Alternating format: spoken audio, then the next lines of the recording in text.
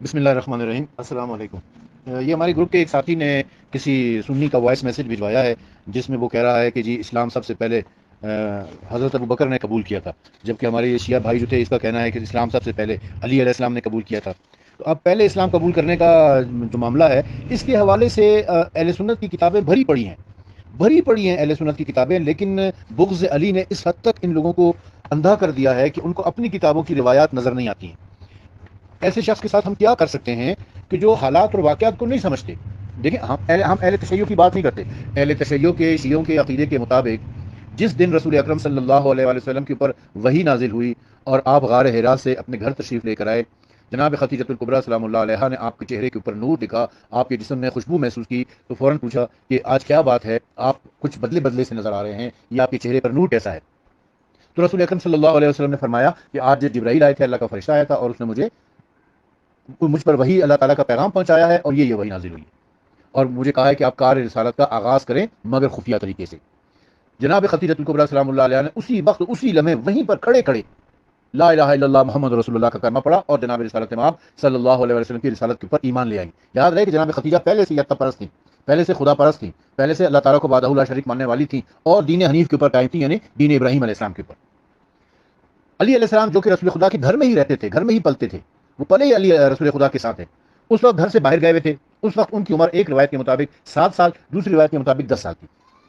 تھوڑی دیر کے بعد جب وہ گھر میں تشریف لائے ہیں تو انہوں نے رسول خدا کے چہرے کے اوپر نور دیکھا، آپ گھر کے اندر سے ایک عجیب خوشبو، جب رسول خدا کے قریب آئے ان سے چپتے تو آپ کے جسم سے بھی ایک عجیب خوشبو آ رہی تھی۔ تو پوچھا کہ میرے بھائی یہ کیا چیز ہے، یہ فرق آپ میں آج کیوں محسوس کر رہا ہوں؟ تو انہوں نے بتایا کہ آج فرشتہ آیا تھا اور اس نے یہ پیغام دیا ہے اور کہا ہے کہ کار رسالت و نبوت شروع کرنا ہے۔ اسی وقت اسی لمحے اسی جگہ پر کھڑے کھڑے امام علی علیہ الصلوۃ والسلام نے اپنے بھائی رسول اکرم صلی اللہ علیہ وسلم پر ایمان لے آئے۔ یہ اسی دن کا واقعہ، اسی دن کا واقعہ، یہ میں شیعوں کی روایت آپ کے خیال میں بیان کی، لیکن ہم آ جاتے ہیں، ہم شیعوں کی بات نہیں کرتے، سائڈ پر رکھ دیتے ہیں شیعوں کو، سنیوں کی بات ہم کرتے ہیں۔ اہل سنت میں، اہل سنت کی جتنی بھی کتابیں ہیں، سب نے یہ لکھا ہے کہ پہلے پہل جناب خدیجۃ الکبریٰ اور دوسرے علی علیہ السلام تھے جو ایمان لے کر آئے۔ اس کے بعد 3 سال تک تو بالکل خاموشی رہی ہے، 3 سال تک یہ خفیہ، بس یہ 3 لوگ تھے۔ رسول خدا نماز پڑھاتے تھے، جناب خدیجۃ الکبریٰ اور علی علیہ السلام نماز پڑھتے تھے۔ البتہ انہوں نے اتنا لکھا ہے کہ جس دن رسول اللہ کے اوپر پہلی وحی نازل ہوئی، جناب خدیجۃ الکبریٰ اسی دن ایمان لے آئی تھی۔ دوسرے دن منگل کا دن تھا، پہلا دن جس دن وحی آپ پہ نازل ہوئی ہے وہ پیر کا دن تھا، سوموار کا دن تھا، جناب خدیجہ اسی دن ایمان لے آئی تھی۔ دوسرے دن یعنی منگل کے دن علی علیہ السلام آپ کے اوپر ایمان لے آئے تھے اور علی علیہ السلام نے آپ کے ساتھ نماز پڑھی تھی۔ پہلے دن جب علی علیہ السلام گھر میں داخل ہوئے، انہوں نے دیکھا کہ رسول خدا نماز پڑھا رہے ہیں، جناب خدیجۃ الکبریٰ نماز پڑھ رہی ہیں۔ انہوں نے پوچھا کہ یہ کیا ہے؟ انہوں نے بتایا کہ جی اللہ تعالیٰ نے دین محمد ہے، دین اللہ ہے، دین اسلام ہے، اور اللہ تعالیٰ نے کار رسالہ شروع کرنے کا حکم دیا ہے۔ علی علیہ السلام نے کہا، علی علیہ السلام نے ایک دن کی مہلت مانگی کہ میں سوچوں گا۔ دوسرے دن رسول خدا کے اوپر وہ ایمان لے آئے۔ یہ میں اہل سنت کی مستند کتابوں کے حوالہ جات آپ کو پکچر بنا کے سینڈ کر رہا ہوں، آپ خود دیکھیں کہ وہ کیا لکھ رہے ہیں۔ اور اس کے علاوہ ایمان لانے کی جو حدیثیں ہیں، جو روایتیں ہیں، وہ تو بے تحاشا ہیں۔ اب اگر میں وہ پڑھنا شروع کر دوں گا تو بہت طویل ہو جائے گا، پر چند ایک آپ کی خدمت میں پیش کر دیتا ہوں تاکہ یہ جو اہل سنت ہیں جو یہ کہتے ہیں کہ جی پہلے کون ایمان لایا تھا، اس کا مسئلہ ہو جائے۔ دیکھیں 3 سال تک پھر خاموشی رہی ہے، بس یہ 3 لوگ جو تھے وہ اللہ کی عبادت کیا کرتے تھے۔ 3 سال خاموشی رہی، پھر جب اللہ تعالیٰ نے یہ حکم دیا کہ انذر عشیرتک الاقربین، اپنے اقربا کو اللہ کے خوف سے ڈراؤ، اللہ کے عذاب سے ڈراؤ، انہیں دعوت اسلام دو، تب رسول خدا نے اپنے خاندان کے لوگوں کو، بنی عبد المطلب کو، بنی ہاشم کو جمع کیا، 40 لوگوں کی دعوت کی تھی اور ان کو جو ہے دعوت اسلام دی تھی۔ وہ ایک الگ واقعہ ہے۔ اس کے بعد اللہ تعالیٰ کا حکم آیا کہ اب مکے والوں اور اس کے ارد گرد والوں کو ڈراؤ، انذر مکے والوں کو اور ارد گرد کے جو رہنے والے ہیں ان کو اللہ کے عذاب سے ڈراؤ۔ تب رسول خدا کوہ صفا پہ کھڑے ہوئے ہیں اور وہاں جا کر اپنے اپنی نبوت کا اعلان کیا ہے۔ کوہ صفا پہ کھڑے ہو کر لوگوں کو جمع کر کے کہا ہے کہ اگر میں یہ کہوں کہ اس طرح پہاڑ کے پیچھے سے ایک لشکر آ رہا ہے جو تمہیں تباہ کر دے گا، تو کیا تم لوگ اس کے اوپر تم لوگ اس بات پر یقین کرو گے؟ سب نے کہا کہ ہم کریں گے۔ کفار مکہ نے کہا ہم کریں گے۔ کہا کیوں؟ اس لیے کہ ہم نے آپ کو کبھی جھوٹ بولتے ہوئے نہیں دیکھا۔ اچھا اگر میرے جانے کے بعد دیکھو کہ پیچھے سے لشکر نہیں آ رہا ہے تو پھر میرے بارے میں کیا سوچو گے؟ کفار مکہ نے کہا، مشرکین مکہ نے کہا ہم یہ سمجھیں گے کہ ہم اندھے ہو گئے ہیں مگر آپ نے جھوٹ نہیں بولا ہے۔ اس کے بعد رسول خدا نے کہا قولوا لا الہ الا اللہ تفلحوا، کہہ دو کہ اللہ ایک ہے اور کامیاب ہو جاؤ۔ یہاں سے یعنی پہلی وحی نازل ہونے کے 3 سال بعد جب اعلان عام ہوا ہے، پھر تبلیغ دین کا سرعام آغاز ہوا، پھر لوگوں نے اسلام قبول کرنا شروع کیا ہے۔ اب اسی حوالے سے صحیح بخاری کی روایت دیکھیں، اس کا پیج میں سینڈ کر رہا ہوں، صحیح بخاری جلد نمبر 2 پارہ نمبر 15 کتاب المناقب، باب اسلام ابی بکر، حضرت ابو بکر کے مشرف با اسلام ہونے کا باب، حدیث نمبر 1039۔ کیا لکھا ہے اس میں؟ عمار ابن یاسر کہتے ہیں کہ میں نے رسول خدا صلی اللہ علیہ وسلم کو اس وقت دیکھا جب آپ کے ساتھ کوئی نہ تھا صرف 5 غلام، 2 عورتیں اور صدیق اکبر تھے، یعنی ٹوٹل 8 لوگ تھے آپ کے ساتھ. دیکھو 5 غلام پہلے اسلام لے کر آئے ہیں، پھر 2 عورتیں اسلام لے کر آئی ہیں، پھر حضرت ابوبکر اسلام لے کر آئے، یعنی حضرت ابوبکر اسلام لانے والے 8ویں آدمی ہیں، ان کو پہلے نمبر پہ ڈال دیا.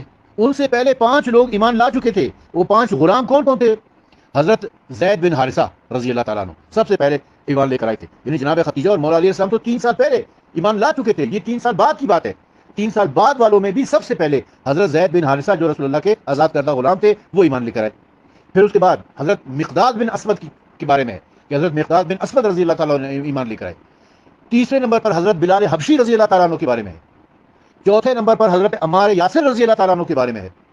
5ویں حضرت عمار کے والد حضرت یاسر رضی اللہ تعالیٰ عنہ کے بارے میں ہے. اور خواتین میں جو پہلی خاتون ہیں وہ حضرت زید بن حارثہ کی زوجہ ام ایمن ہے جو اسلام لے کر آئی ہیں. اور خواتین میں حضرت عمار یاسر کی والدہ حضرت سمیہ رضی اللہ تعالیٰ عنہ ہے جو ایمان لے کر آئی ہیں. اور 8ویں نمبر پر حضرت ابوبکر. یہ صحیح بخاری کی روایت ہے. آج ان کو اٹھا کے پہلے نمبر پر ڈال دیا.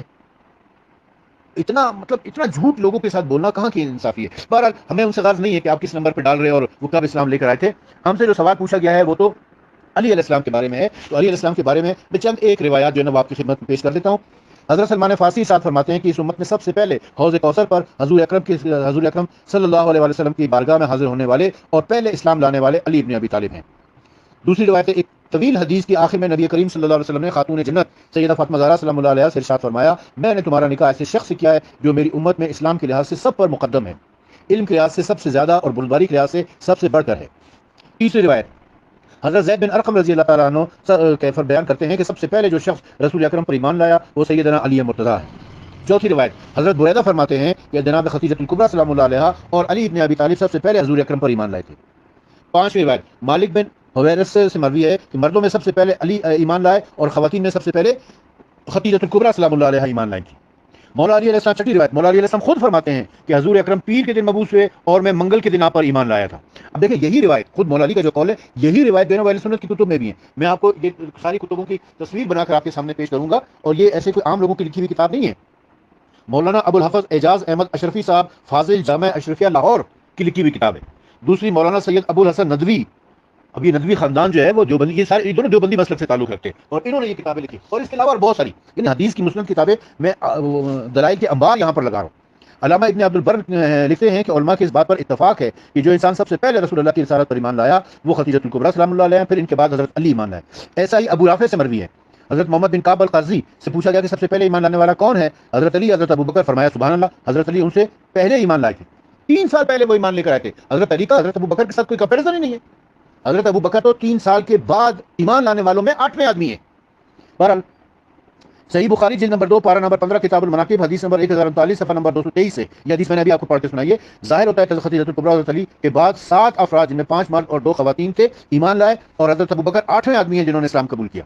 ان 7 افراد کے نام یہ ہے: زید بن حارثہ، عمار بن یاسر، بلال حبشی، حذیفہ بن الیمان. اس کتاب میں حذیفہ بن الیمان لکھا ہوا ہے لیکن ایک اور کتاب میں جو ہے وہ مقداد بن اسود کا نام تھا.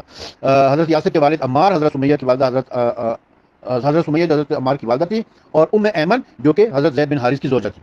اب یہ سنی کتاب کی روایت میں پڑھ کے سنا رہا ہوں. فرق صرف اتنا ہے کہ شیعہ کتاب میں حضرت مقداد بن اسود کا نام ہے جبکہ سنی کتاب میں حضرت حذیفہ بن الیمان کا نام ہے. پہلے جو 7 لوگ ایمان لے کر آئے. 8ویں حضرت ابوبکر ہے. اچھا، علامہ ابن سعد نے الطبقات میں حضرت حسن بن علی سے روایت نقل کی ہے کہ رسول اللہ نے حضرت علی کو اسلام کی دعوت دی جبکہ وہ 9 برس کے تھے اور ایک قول یہ ہے کہ ان کی یہ اس سے بھی کم عمر تھے یعنی 7 برس کے تھے.